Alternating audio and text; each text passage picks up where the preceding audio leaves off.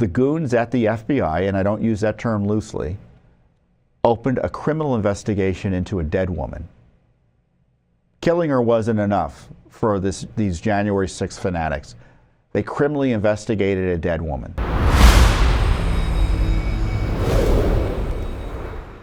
I talked about how the FBI needs to get its act together on transparency, and I have another example of it.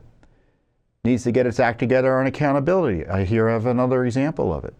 Judicial Watch, again, was forced to sue the Justice Department / the FBI for records about an individual who was credibly accused by a senator, thanks to whistleblowers, including a client of Judicial Watch's at the time, of harassing and targeting whistleblowers.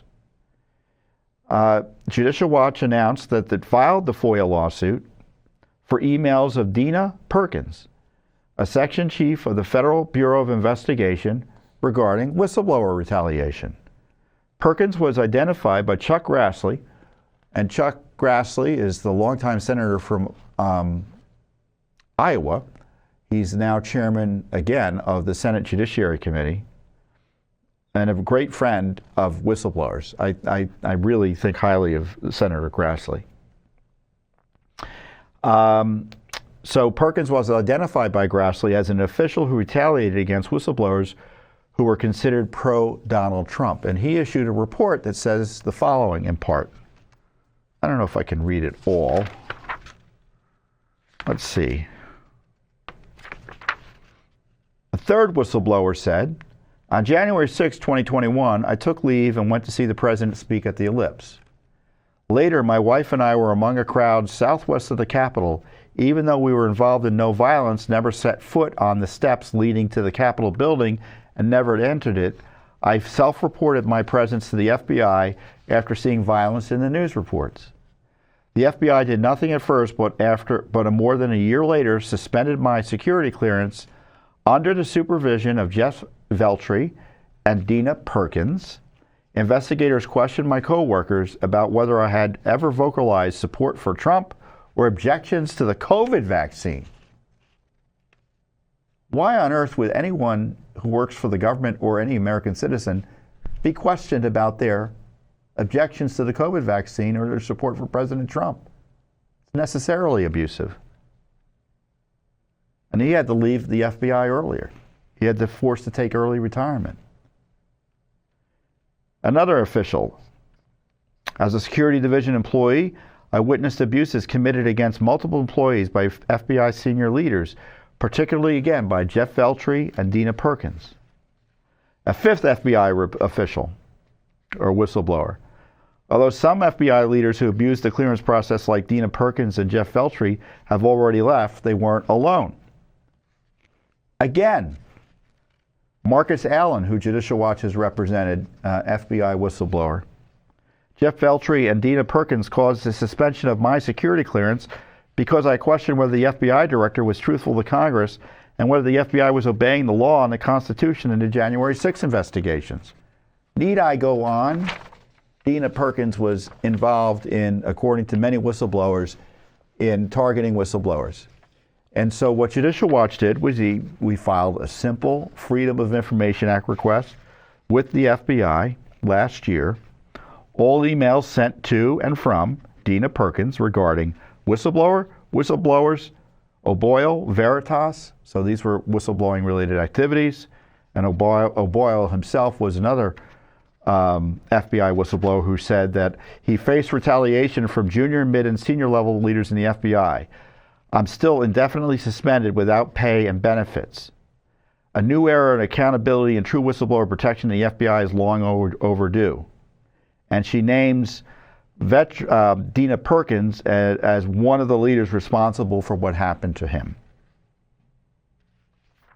So we want information about Ms. Perkins and her retaliation, and the retaliation generally targeting whistleblowers who are blowing the whistle on the lawfare and the abuses of citizens under the pretext of January 6. Our lawsuit shows elements of the FBI are still in cover-up mode about its mistreatment of agents who indicated support of Donald Trump or opposition to FBI abuses. Transparency and accountability can't come soon enough. So I'm hoping Kash Patel is watching this broadcast and says, hey, what about this material Fitton and Judicial Watch are asking for? Let's get it to them. Hopefully Pam Bondi is saying to the Justice Department, let's be sure that we're not defending the indefensible in court, and let's get these documents to Judicial Watch so the American people can see what any, if any, abuses the FBI engaged in terms of targeting their own for blowing the whistle on the agency abuses. And when it comes to oversight of the FBI, there's no one in Washington, D.C. that's doing more than Judicial Watch. We've had lawsuit after lawsuit exposing key facets of FBI corruption over the last several years.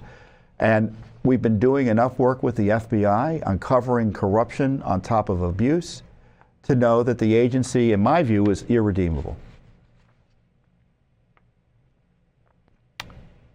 In March of 2025, just the other day, literally, the Justice Department was sued for details about abuses by Jack Smith. Last year, we sued the Justice Department for messages among its top leaders in terms of FBI top leaders. So you sue the Justice Department for the FBI because they're the same, essentially, they don't want you to know this, but the FBI is actually part of the Justice Department. It's not their own little fiefdom. Pam Bondi is the big boss over there in that regard. So we talked about this person, Jeff Veltri, who was head of the Miami field office, whose name I mentioned earlier, who was posting anti-Trump tweets or content. And they covered it up. In May of last year, we uncovered a recording of a phone message left by an FBI agent for someone in the Secret Service in the context of the raid on Trump's home in Mar-a-Lago. Yeah, and it wasn't the sort of normal coordination you'd expect between two agencies over a raid, that's for sure. Last year, we found records that the FBI opened a criminal investigation of our client, well, she's passed away, but of Ashley Babbitt. We're representing her estate in a wrongful death action over her killing.